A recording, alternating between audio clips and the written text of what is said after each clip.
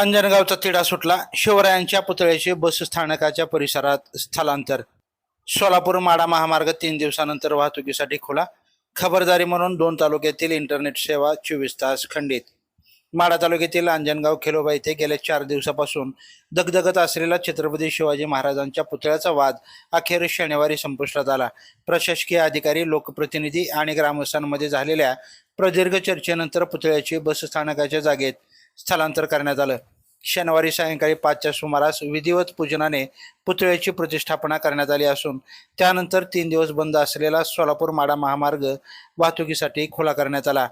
विवादास्पद जागेवरून पुतळा हटवण्यासाठी प्रशासनाकडून प्रयत्न सुरू होते. शनिवारी सकाळी माजी आमदार राजन पाटील आणि ग्रामस्थांच्या बैठकीत पुतळ्यासमोरील बसस्थानकाच्या जागेत हलवण्यावर एकमत झालं.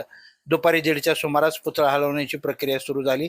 यावेळी अनेक शिवभक्त भावुक झाल्याचं पाहायला मिळालं.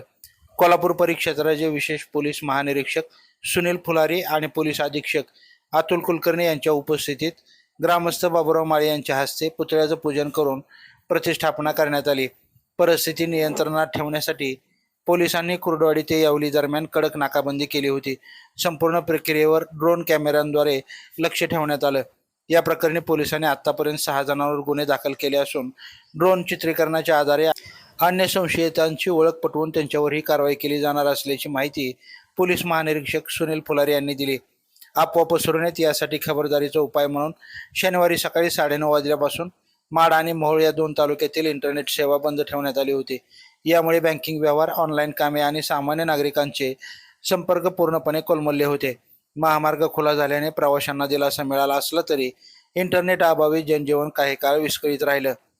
मुख्यमंत्री देवेंद्र फडणवीस यांनी या प्रकरणात लक्ष घालण्याच्या सूचना दिल्या होत्या. गावात सामाजिक सलोखा टिकवण्यासाठी ग्रामस्थांनी समंजस भूमिका घेतली आहे. नवीन जागेसाठी जिल्हाधिकाऱ्यांकडून रीतसर परवानगी दिली जाणार आहे, असं या प्रसंगी मोहोळचे माजी आमदार राजन पाटील यांनी सांगितलं. लाईव्ह महाराष्ट्र झोन न्यूजसाठी विशेष प्रतिनिधी सिद्धेश्वर कसबे.